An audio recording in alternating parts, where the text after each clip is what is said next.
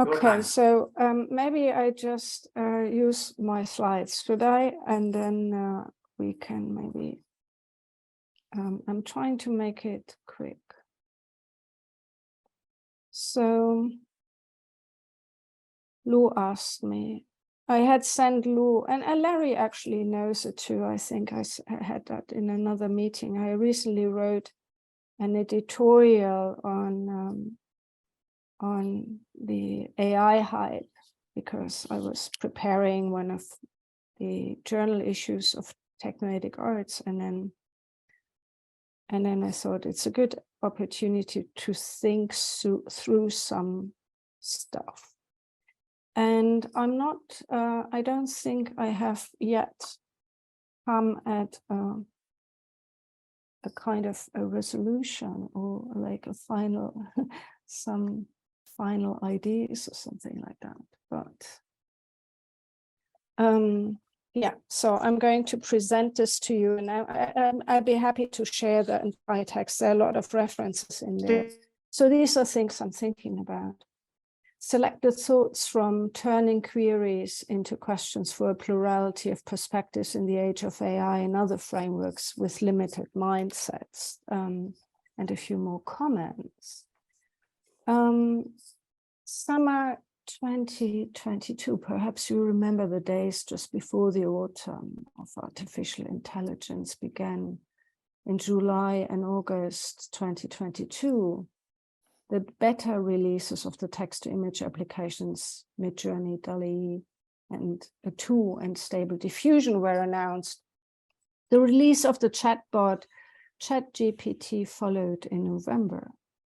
It was the beginning of an extended winter season of hype around AI. Hardly a day without news on recent AI developments. By late February 2023, a myriad articles had been published warning about an AI invasion that will eventually eclipse humans. On March 8, 2023, the hype cycle had apparently run its course. The New York Times published an article co-authored by Noam Chomsky, Ian Roberts, and Jeffrey Wetmore titled "The False Promise of ChatGPT," emphasizing that similar applications do not yet mark the dawn of intelligent technology. The article further stressed that the current approach to machine learning incorporates into technology a fundamentally flawed conception of language and knowledge. 2 weeks later, on March 22nd, the Future of Life Institute released an open letter calling for the temporary suspension of the training of AI systems more powerful than GPT-4. So the reference for these things are down there at the slide. And I think there are something interesting about this is that there has been a lot of critique, actually, about these large language models, about the bias of the bias that they often show, because their training data is actually not neutral at all. And in this context, it's quite astonishing in a way that it seems that only a kind of, we could almost call him a pop star, Chomsky. Well, someone who's certainly so recognized everywhere as a voice of importance, that it required him to write an article before the people in important positions in these big technology firms kind of turned around and said, yeah, okay, there is an issue. We should actually stop the whole thing for 6 months. And then what is also interesting is in this context that the reasons for which they want to stop and what the people are that are actually in the background of this Future of Life Institute that are linked to an ideology called long-termism, which is it's the same people that build bunkers in their gardens and prepare for the colonization of Mars. And behind that, there's also someone who's been in the news in January with numerous racist remarks from many years earlier, but his excuse in January for why he used this language was not very convincing. He's a professor in Oxford. So there are a lot of things going on that are not at all, there's no neutrality, there's a lot of political stuff going on. And what is apparent that is a lot of research by scientists in computer science, in neuroscience and so on, has been entirely ignored, even though, or let's say it's been cited a lot, but it's had no impact on these technology companies. So these are some of the references. And in this context, there is a paper which has been cited 350 times on the dangers of stochastic parrots. Can language models be too big? And the critique has been very public. It's about the environmental costs. They are quite significant of training these language models on the reproduction of existing regimes of power through static data. It is about the bias and racism. I mean, there have been lots of studies on this, on racism inherent in the training data and their multiplication and normalization. More recently, there were reports about the exploitation of workers, data theft at an enormous scale. And yeah, it does seem that, so it's interesting that only only recently, even though this research has been going on for some years, there has been now there is some response. So I'm wondering about this. That's like one thing. Commenting on the open letter, calling for a moratorium on the development of AI systems in The Guardian, Evgeny Morozov suggested time would be better spent if people used it to suspend the term artificial intelligence. Not only is the term a residue of the Cold War era, but its allusion to artificiality and intelligence, in its allusion to artificiality and intelligence, it obfuscates the fact that language models are trained on content that humans have created. Based on pattern recognition, applications like ChatGPT generate what is most likely or most probable, the most likely or most probable response to a question or prompt. Chomsky et al. Liken the process of pattern recognition to brute correlation, which differs significantly from the human ability to create explanations. And these are quotes, create explanations, and brute correlation are the terms Chomsky used in his New York Times article. It might look somewhat basic at first glance, yet to create explanations relates to a particular form of reasoning that is neither deductive nor inductive. Charles Sanders Peirce created the term abduction for this kind of explanatory or presumptive reasoning. Abduction is the process of, this is Peirce. Maybe I should actually, so here I entered the, on first there's drawings actually. And there's a question on what about these language models, what are they actually doing, and or why are we so impressed? Well, anyway, abduction is the process of forming an explanatory hypothesis disperse, a logical operation which introduces any new idea.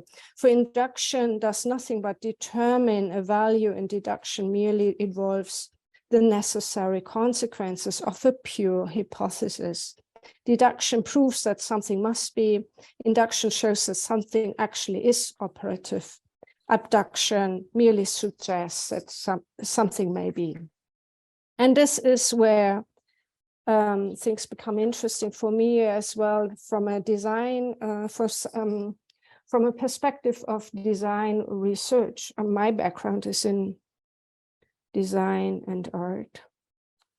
And the idea that something may be is actually very relevant in design. Design operates always on this level of being suggestive and not predictive. And that is precisely also what Peirce highlights. I'm going to shorten this a little bit. So interestingly, Roger T. Ames, who is a very important philosopher operating at in comparative philosophy between Chinese and Western thinking. He says, perhaps the most interesting reading of Peircean abduction is that it is the unbounded process of making productive correlations, generating new meaning, taking as its only boundaries the limit of our imagination.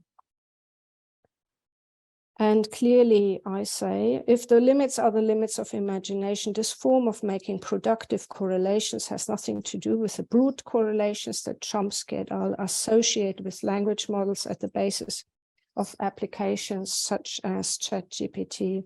Abductive reasoning is a creative process. Years ago, when I was working on my thesis, searching for a way to describe a particular form of creative practice that I refer to as poetic, I suggested the following definition: a performative process that creates borders rather than borderlines, limits rather than limitations, a discipline of radical communication that always seeks to extend itself towards another, the unknown, addressing it without previously quantifying it to render it provable. Poetic practice, in this sense, is always critical of its rules, which are never fixed, and it always aims at inclusion. Looking at my definition so many years later, today I would want to replace the expression, a discipline of radical communication. The term a critical practice instead would take into account that poetic practice is a way of thinking and doing that does not exclusively, not even primarily, aim at communication. Abduction relates to this kind of practice that is always critical and inclusive, generating questions as part of a critical inquiry and a hypothesis to be explored. And maybe just some quick examples of when ChatGPT actually invents things. That is quite interesting. Shannon Waller is a professor of philosophy of technology in Edinburgh. And recently at a conference, there was, they asked ChatGPT about her biography, but she has a background that is not, she doesn't have a very affluent background. So she went to community college and she has a degree, I think, from Boston College or so, but she made it quite far from there. But because it's not the standard kind of career, ChatGPT kind of invented all the biography before her current position in Edinburgh. So yeah, after 4 years. So she explains what her actual background is. And this is interesting because her biography is obviously all over the internet. And it's not very difficult to find, but it doesn't seem to fit the pattern. And then something I found recently is very amusing to read. I could give you the I could give you the link. So this is actually, it's a Finnish researcher, and he has done an IQ test with ChatGPT and comes out to 155 or something. So very high. Yeah, and obviously, but this text is very interestingly and very ironic in its in the way it's written. So the article ends with maybe there's a question about our IQ tests, and with this I'm going to stop. An immediate question: how did they give it the part? I'm thinking of the Stanford Binet IQ test with its blocks and pattern matchings and all that. They only did the verbal part, but he had it's described in the article. They did the verbal part, and so he had to exclude some things. But it's still, you know, he says, well, he says it's a representative of what an IQ test does, so it hasn't excluded any essential parts that would, So then on the side of abduction, I have often asked Chat to prove a theorem, and I would give it a theorem that, you know, was really hard or unknown. It always would give me a proof, but the proof would be fabricated after a point or just plain wrong, you know, full of error. But it confidently produces a text which looks like a proof. And this could turn into abduction if the machine or the device also had enough self-criticism to see when it was wrong. And then it would be acting a little like we do when we find a way that succeeds by exploring many things and finding one that works. But that's only part of abduction. I think we do all kinds of exploration at many levels that turn into our creations. And I don't know what the relationship will eventually be between devices like this and that kind of creativity. I have a question for Claudia regarding abduction, pairs, and William James and John Dewey. So when I first encountered the word pairs, word abduction, I started thinking in a temporal sense. Just what is the most plausible explanation that someone said, I hear noise in the attic, are it the gremlins or are it rats? And so then most plausible explanation based on what I know is rats. But that is because I'm using the information I learned going backward. And so I read John Dewey as the one who's most consistently saying we always live in the specious presence, and we remember things from the past that we use to reconstruct the present. So he kind of sets up a loop that we explain the present through a past that we had to invent in order to explain the present, and that is what plausible reasoning is trying to catch. But as I read pairs, I discover that the sign as if it was created by the creator. And so by trying to set up a classification system, I found this out on the pairs lift, where there is a very active, productive discussion about the beginning of, I mean, I don't know the beginning of what, but it's definitely about the connection between religion and pairs, that his classification system is intended to include the first sign, or I mean, I stopped listening, but I wonder whether you have thought about the relation between how we think about time and how we make distinctions. Dus whether you John Dewey is the one who says Darwin made us pay attention to the present. And I don't see that as clearly expressed in the writings of Peirce, that you're a designer living in the present. You never think about how the universe was designed by the creator, I'm assuming. Larry? I'm not sure. Am I supposed to answer this? Yeah. I wonder whether you've yeah. thought about those issues. Yeah.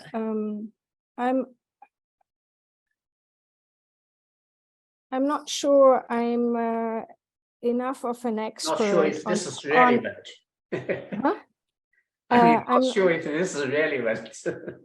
Jason, it's so relevant to every article. It's in your mind relevant. But no, maybe I not mean, in all the Claudia's. articles that you published, I think they deal with questions. So, yeah. Well, Jamie, we often go back to questions of how did something come about without necessarily going all the way back to a theological point, right? That is right. So I may ask, as I often wonder, how do biological organisms manage to have attained the structure which circularly makes them continue to be? How did that happen? How did that cycle occur? But I'm not going all the way back to how did God create the universe when I do that, but maybe I am subliminally. No, I'm saying that most of us have not thought about it, but I just want to say that Peirce was thinking about it, and and I think that John Dewey said no, that is precisely what we shouldn't be doing, and that is the difference between the two, and the reason that Peirce what is changed Dewey name. saying we shouldn't do? well, yeah, I don't read Dewey as a Darwinist. That would be for me very strange.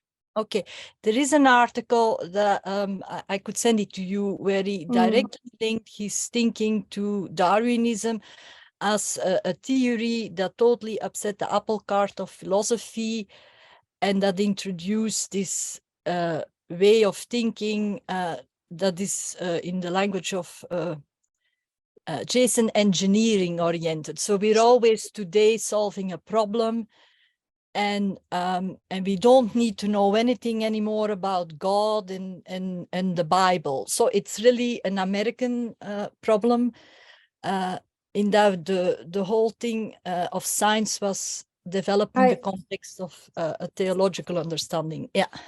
Larry, we haven't had a chance to listen from you yet. Yes, Larry. Well, I do have a couple thoughts. Sure. First is actually a quote from Herbert Brun, who was a composer and cybernetician. And he said, artificial intelligence is needed when human intelligence isn't sufficient, and it's needed now. So sort of positive on the technology, not so positive on the humanness. The other thought is that has to do with the word conversation. In the ChatGPT example that Lou presented, the word conversation came up. But what I saw was, it responding to content that someone provided, someone then, responding with some content that it then responds with content. That's not the conversation that I'm particularly interested in. I'm interested in the conversation where it's primarily about the dynamics of what's going on. Where the content is, yes, important, but it's secondary. A conversation requires some kind of conflict, disagreement, some friction, some tension, something that manifests as asynchronicity in that dynamics. Jamie brought up the example of the participant who might be thinking, I'm right, you're wrong. Well, there's something someone can disagree with, but it may not generate a conversation. In fact, you could predict that it's going to be very hard to have a conversation with someone that brings that mindset to the conversation. So the ability to react, to respond, the dynamics going on such that it will continue, it'll persist, become interesting, as Gerard, like to say. That's something that I don't see, these devices even being asked to do. That's something that's And they positive don't, about they don't tend to really react in that way. Right. If you disagree with it, it will tend to say, "Oh, I'm sorry, I'll correct that." Yeah. So they're responding to the content, but so this is maybe a positive about humanness and not so positive about the technology.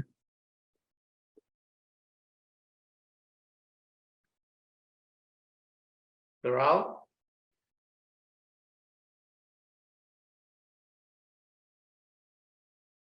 Well, there are many thoughts going through one's head when listening. One of the things that seems to me rather relevant, suppose you look at a car. It consists of usually 4,000 to 5,000, 6,000 parts. It's a complex thing. Do we always need to know how the car is constructed in order to drive it and use it? And I have the feeling that there are two different areas. So most of the time, the only relevant parts of the car are actually the steering wheel and possibly the engine and a little bit the tires, but that's about all. And the brake. Maybe the brake, not even for men. So, it's a very different concept to think about how to use something and how to construct something. And AI, in that sense, to me, is still at the level of a car. It's complex, obviously. It's interesting, obviously. It has lots of intelligent ideas incorporated in the programming, but it's still a car. So that's my comment. That sounds like a nice summary. Lou, you have a summary too. Well, I was just going to say, but the question that we're actually interested in, I think, is not that it's a car, but that you might do something with it. In the case of the car, you can drive it. These are just glasses, but they're very great thing to interact with for someone who can't see without them. Yes. It's incredible how many different places you can go to if you have a car or if you have glasses. Well, that is very interesting you bring that up, because that is precisely a metaphor that John Dewey uses. He kind of say we need to think of knowledge in the books as a pair of glasses putting on our nose. And so we use lenses in a different way than the lens of a camera. And so that the traditional way of thinking from Descartes thinks of the lens of a camera as the lens of our eye. And so it doesn't think of knowledge as existing outside the body. And that's a distinction that I think is very important. And I don't know who made it for the first time, but I think it is important. I have a little Robert here. It just reminds me time to get moving. So I should not sit there for more than 2 hours continuously. So, but I can answer. It says not now, and it will shut up. Okay. Thank you so much. Thank you. All right, thank you. Thank you all.